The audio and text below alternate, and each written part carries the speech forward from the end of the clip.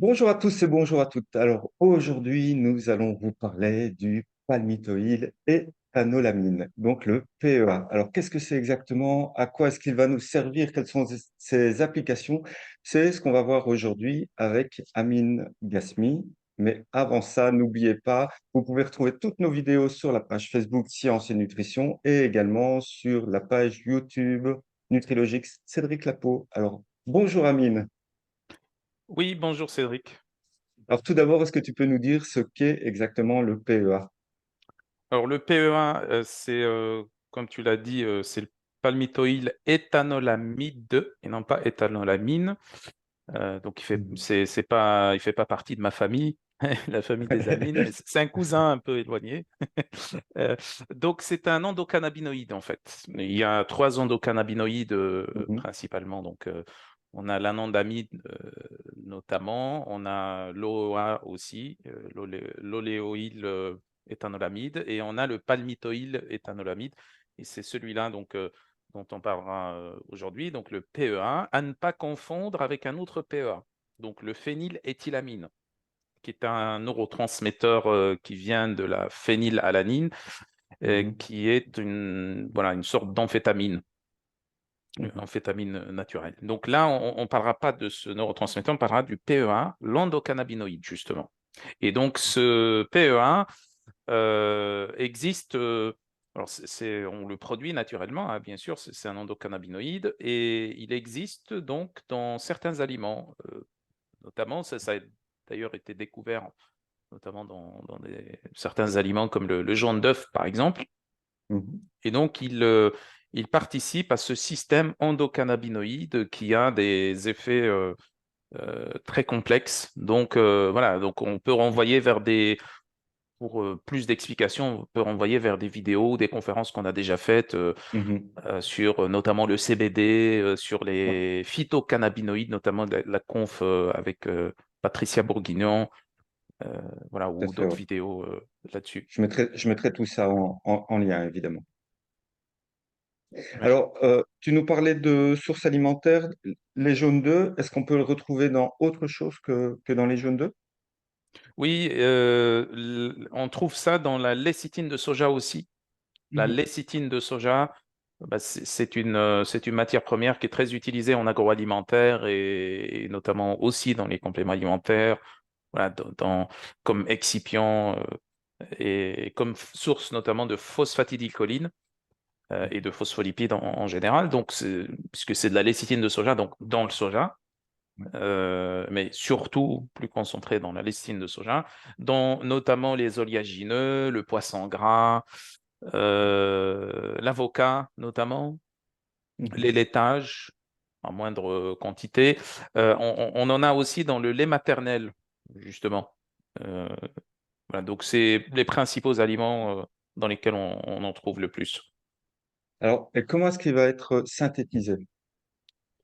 Alors, cela nous ramène à la synthèse des endocannabinoïdes, justement. Oui. En fait, on a toute une voie des endocannabinoïdes qui permet de synthétiser les trois endocannabinoïdes dont je parlais juste avant, c'est-à-dire il y a entre autres le PEA, l'anandamide notamment, et l'OA, donc l'oléoïl éthanolamide. Et donc ces endocannabinoïdes sont synthétisés à partir de phospholipides. Mhm. Phospholipides, notamment phosphatidylcholine et phosphatidyléthanolamine surtout. Et donc on a des enzymes, on a une voie de synthèse en fait de ces endocannabinoïdes qui se déroulent en gros en deux réactions. Il y a des enzymes qui sont impliquées là-dedans dans la dégradation de ces phospholipides pour donner notamment les endocannabinoïdes. Parmi ces enzymes-là, on a notamment les N-acyltransférases. Il y en a différents types, notamment entre autres celles qui sont calcium dépendantes ou calcium non dépendantes, etc. Bon, il y a Mhm. d'autres enzymes après aussi. Et donc ça permet de convertir ces phospholipides, phosphatidylcholine et phosphatidyléthanolamine, en endocannabinoïdes. Et entre autres, donc, le PEA. Et ce PEA, euh, notamment, va être utilisé. comme endocannabinoïdes dans le système nerveux et, et en périphérie aussi. Et ensuite, va être dégradé comme, si tu veux, comme les autres endocannabinoïdes. Mhm. Il va être dégradé. Il y en a qui sont des enzymes qui sont impliquées là-dedans, notamment des enzymes qu'on connaît dans la voie de l'inflammation. Puisque quand on parle D'accord. de dégradation de phospholipides, on parle d'inflammation, de la voie d'inflammation, de Mhm. la production notamment de prostaglandines, d'écosanoïdes, d'acide arachidonique, tout ça. Et donc là, on a des enzymes telles que la cyclooxygénase 2 et la lipooxygénase. Cyclooxygénase 2 qui va produire à partir des endocannabinoïdes, donc notamment des prostaglandines et des prostamides, et la lipoxygénase qui va produire des écosanoïdes, Mhm. notamment. Et puis, on a d'autres enzymes qui vont convertir une partie de ces endocannabinoïdes en acides gras, notamment. Mhm. Ce qu'on appelle les FAAH, qui sont des hydrolases, en fait. Et puis, les NI3A, qui sont aussi impliqués dans cette conversion de ces endocannabinoïdes en acides gras. Donc, on est là dans le métabolisme des phospholipides, le catabolisme des phospholipides, Mhm. ce qui donne lieu aux endocannabinoïdes et dont la dégradation va donner lieu en partie à des composés qui peuvent être impliqués dans l'inflammation, soit effet pro ou anti-inflammatoire. Mhm. Alors, justement, quels sont ces effets métaboliques? Alors, l'un des grands effets métaboliques du PEA, Ouais. c'est bien sûr l'effet anti-inflammatoire, Ouais. euh, notamment l'effet antihistaminique aussi. Ça, c'est un effet antihistaminique assez marqué. Et puis, on a aussi des effets antimicrobiens et modulateurs du microbiote, notamment. Mhm. Et alors, il y a un autre effet aussi qui est très connu par rapport au PEA, c'est l'effet antalgique, antidouleur. Donc, très intéressant aussi comme antidouleur dans le cas de douleurs articulaires, inflammatoires ou même de douleurs neuropathiques ou autres. On a aussi un effet puissant neuroprotecteur. Donc, dans le cas Ouais. d'Alzheimer, par exemple, Alzheimer, ouais. la protection d'Alzheimer, donc effet nootropique aussi très intéressant. Et alors, il y a quelque chose qui pourrait t'intéresser, toi, bien sûr, puisque voilà, tu viens du milieu du sport, un Mhm. effet intéressant sur la récupération de l'effort physique ou de l'exercice physique. Donc, notamment très intéressant chez les sportifs. Donc, il y a des études qui rapportent une diminution de la lactatémie, une diminution plus rapide dans Ouais. la lactatémie chez les sportifs en phase de récupération, notamment, augmentation de la filière aérobie, la filière énergétique aérobie, augmentation d'endurance, augmentation de la synthèse protéique par induction de la protéine kinase B, Mhm. notamment. Donc, tout ça, ça se rapporte en fait à des effets qui vont améliorer la récupération chez le sportif. Alors, bien sûr, une, euh, une dominante, avec une dominante beaucoup plus aérobie, une connotation Ouais. donc sport plutôt aérobie, mais Aérobie, ouais. aussi chez les autres types de sports, notamment les sports de résistance, de force, Mhm. d'endurance, de force aussi, de force explosive, parce que tous ces sports-là dépendent également, leur capacité de Ouais. récupération Ça va, dépend ouais. aussi de la filière aérobie. Ouais. Voilà, donc un effet Mhm. important, intéressant chez les sportifs d'endurance, mais aussi sur les autres sportifs Mhm. euh, également. Et alors, un effet aussi rapporté sur le sommeil et les rythmes, le rééquilibrage des rythmes circadiens aussi, notamment sur donc les troubles du sommeil qui sont liés à la douleur, à la dépression, à l'anxiété, puisque c'est un Mhm. effet sédatif, le PEA, donc effet qui peut favoriser le sommeil dans ces situations-là. Donc, quelles sont ces applications potentielles? Alors, en termes d'applications potentielles, on a, comme on l'a déjà décrit dans les effets métaboliques et propriétés, normalement, on pourrait parler de l'effet, par exemple, antidouleur. Mhm. Donc, gestion de la douleur, Et là, on a un large panel d'applications sur la douleur, hein. On a parlé donc la douleur notamment neuropathique, gestion de la douleur neuropathique, également la douleur liée à l'arthrose, donc douleur Mhm. inflammatoire au niveau articulaire notamment.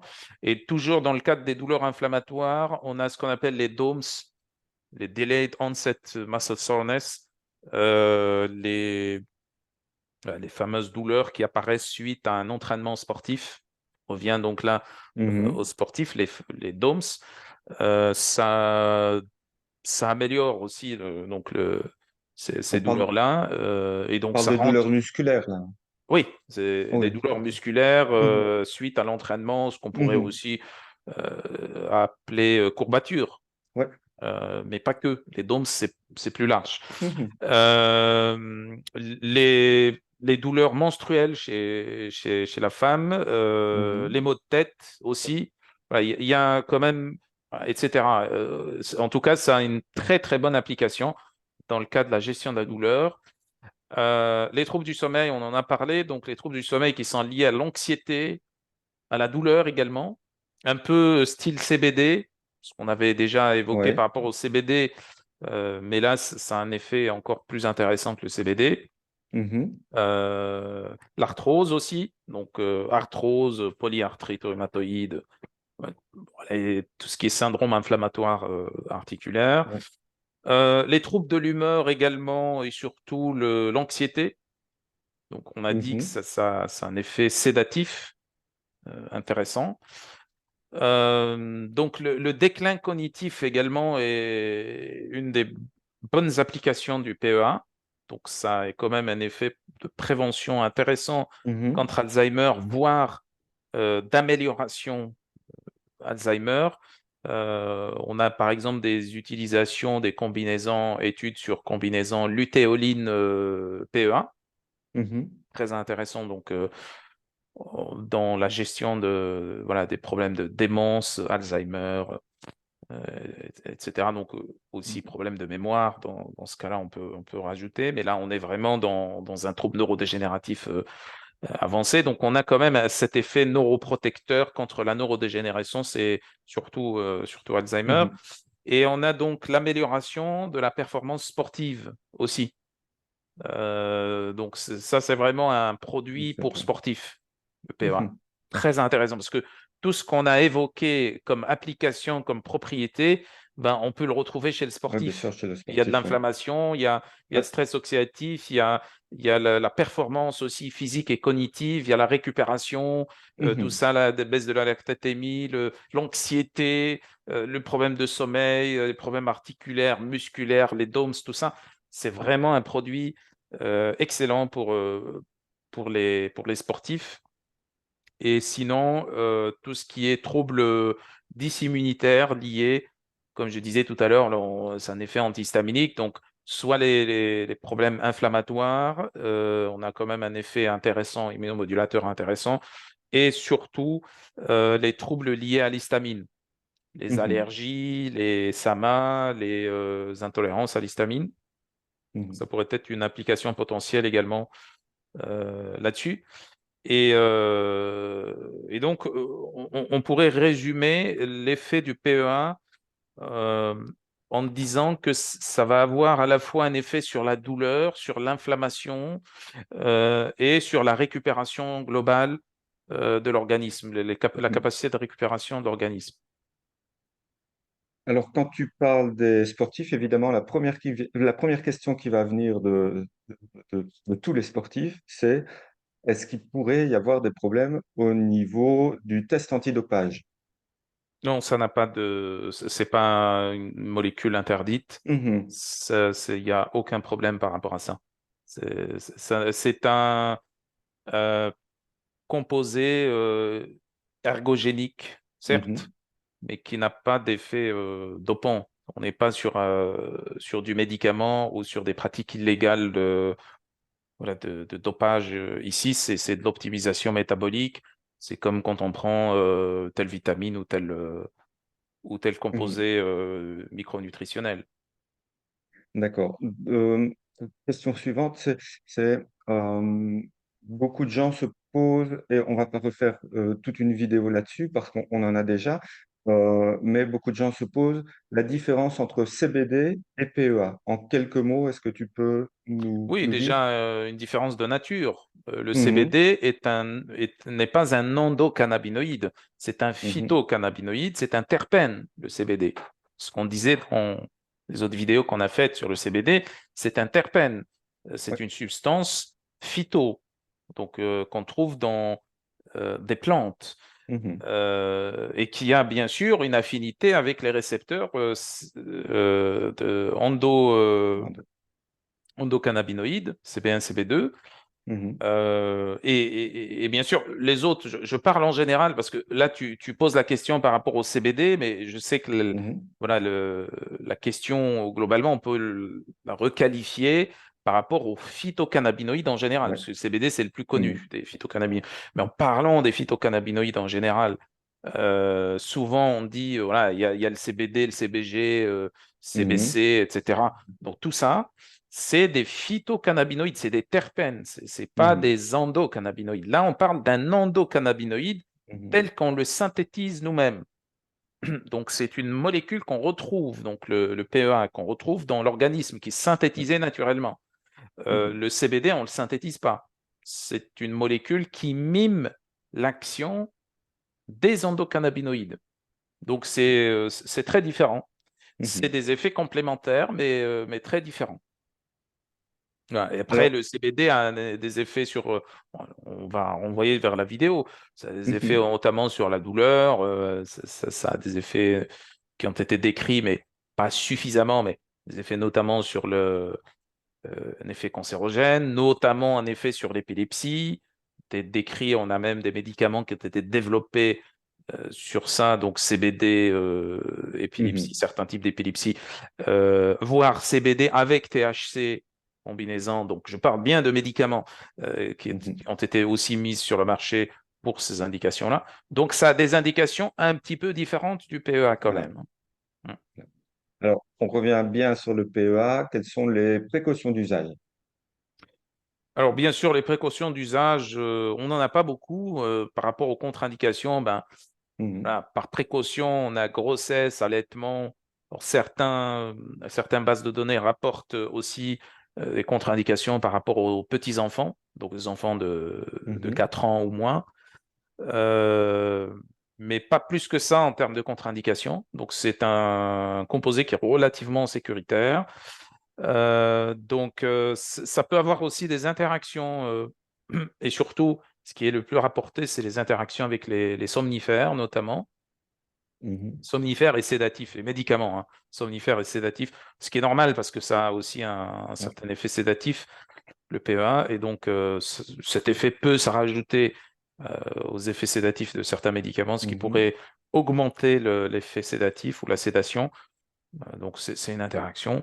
Maintenant, certains diront ça peut renforcer dans ce cas l'effet du médicament, d'autres diront non, ça peut donner un effet plus exagéré ou un effet de surdosage. mhm, Voilà, ça dépend de comment le médecin va utiliser le PEA en association avec le ouais, médicament. C'est déjà s'il décide de les associer ou pas. Et s'il décide de les associer, ça dépend comment il va adapter le dosage de l'un et de l'autre. mhm, Voilà. Euh, Sinon, il est relativement sécuritaire. Après, il peut y avoir rarement des intolérances, des nausées, par exemple, certains troubles digestifs, mais surtout des nausées. mhm, Plus rarement, ça peut donner des palpitations cardiaques aussi, ça a été rapporté. Mais voilà, c'est des effets mhm. secondaires qui sont relativement rares. Sinon, globalement, c'est un composé qui est sécuritaire. Ok. Euh, Dernière question, quels sont les dosages les plus adaptés, recommandés? Ce qui est recommandé en général, c'est entre 300 milligrammes jusqu'à 1200 milligrammes. Des effets sur, par exemple, sur l'immunité, les effets antihistaminiques, les effets sur la douleur. Là, Mhm. on est plutôt au-delà de 1 gramme par jour Par de jour, pas par dosage, prise, par jour. par jour, hein. Oui. Ouais. Sinon, comme je disais, on a une fenêtre de 300 1200 mg, Mhm. adapté en fonction de l'état du patient, de l'indication, etc. Donc, il faut un thérapeute ou un médecin pour ça, pour Mhm. pouvoir adapter le dosage et pour pouvoir voir si le patient recommande, ou plutôt présente euh, les bonnes indications pour ça ou pas. Donc, c'est pour Bien ça qu'il sûr, bien sûr. faudrait consulter un médecin, un thérapeute formé en Mhm. micronutrition pour ça. Bien sûr. Est-ce qu'il est plutôt de fait recommandé de prendre une dose journalière ou de, comment, Oui, de diviser les doses. de diviser sur la journée? Pardon, merci. Ouais. Oui, ça peut être Mhm. par prise, on pourrait être autour de maximum 600 mg, 300 à 600 mg par Mhm. prise. Donc, si on est sur une dose maximale de 1200, au minimum divisé en deux, Ouais, et à prendre au cours d'un repas. au cours du repas. OK. Ok, bien, merci beaucoup pour toutes ces bonnes informations. On se retrouve la semaine prochaine. N'oubliez pas de liker, de partager. N'oubliez pas que le savoir se partage. Merci, Amine. À la prochaine. Merci, à la prochaine, à bientôt. Au revoir. Au revoir.